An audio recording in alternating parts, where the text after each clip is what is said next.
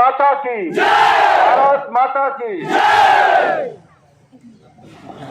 राम ठाकुर को जय श्री राम। यहाँ आज इस कार्यक्रम में उपस्थित सभी साथियों, हमारे साथ में हमारे माननीय मंत्री सुरेश भारद्वाज जी और एसएमसी के हमारे प्रदेश के सभी जो चुने हुए प्रतिनिधि हैं,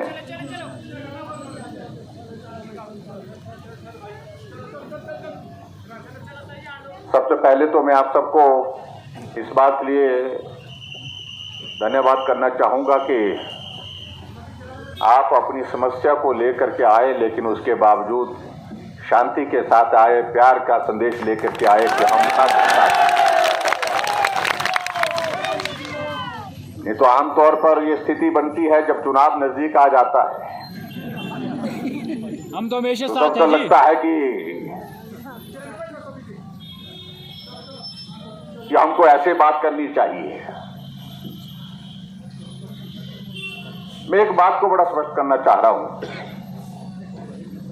कि हिमाचल प्रदेश में हमारी सरकार बनने के पश्चात जो हर संभव सहयोग हम ऐसे वर्ग के लिए कर सकते थे जिनके भविष्य के सामने प्रश्न चिन्ह खड़ा है,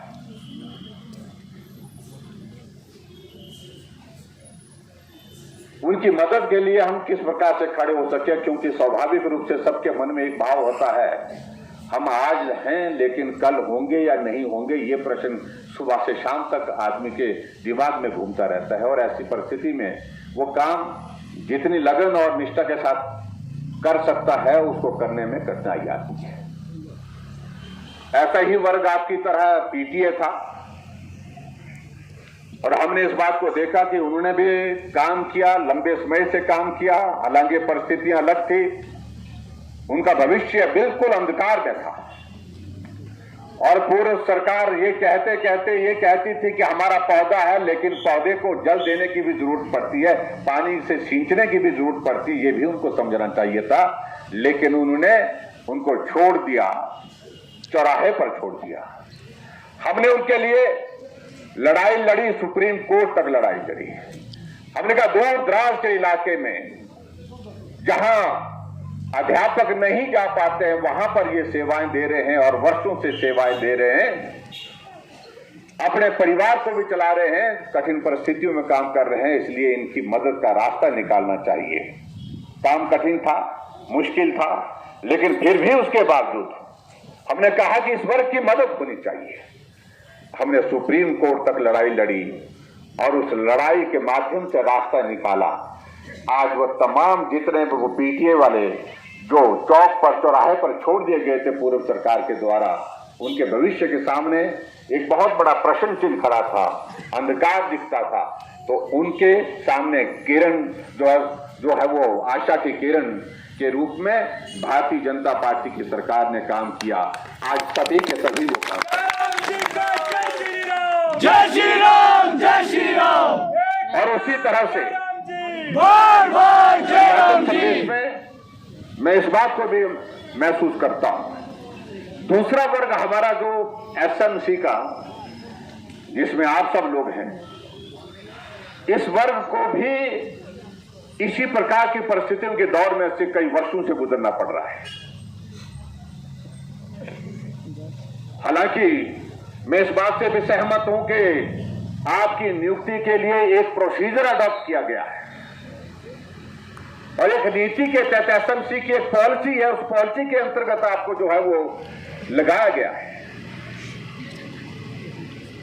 पीटीए के मामले में ये कठिनाई थी,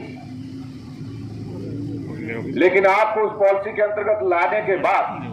भी एक प्रश्न चिन्ह खड़ा हो गया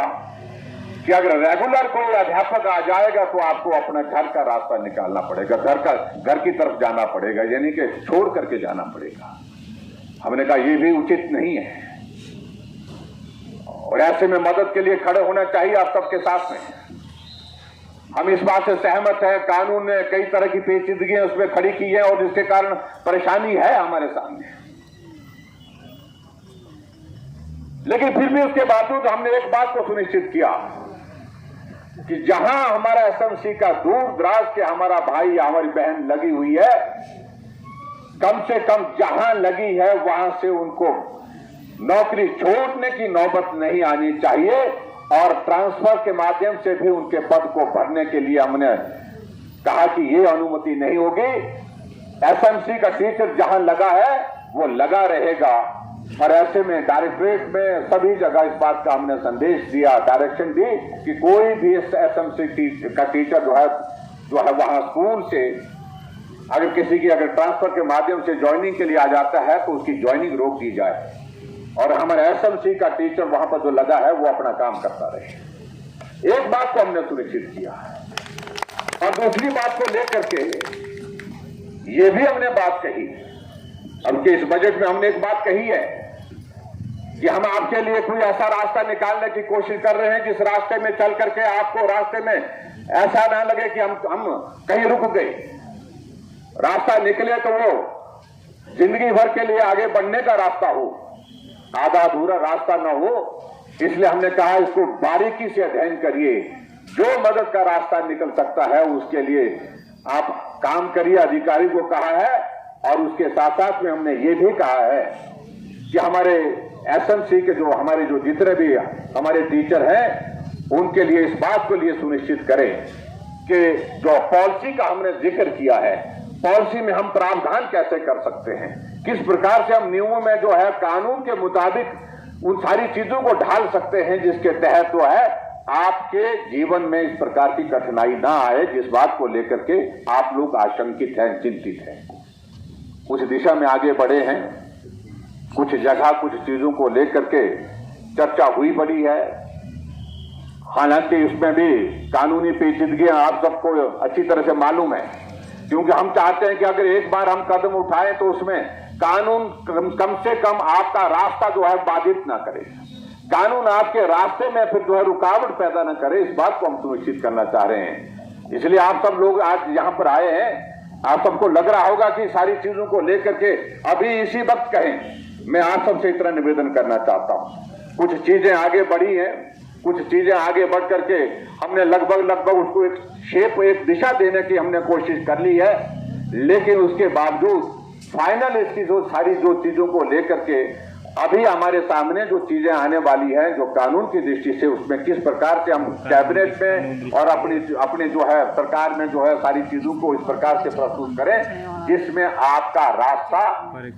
पक्का हो, रास्ते में कोई बाधा ना रहे, कानूनी कोई पेचीदगी आपका रास्ता ना रोके। इस बात को सुनिश्चित करने के लिए हमने कहा है कि बारीकी से सारी चीजों को देखो। और मैं ये भी कहना चाहता हूं कि जल्दबाजी में किया हुआ काम कई बार संकट में पड़ जाता है।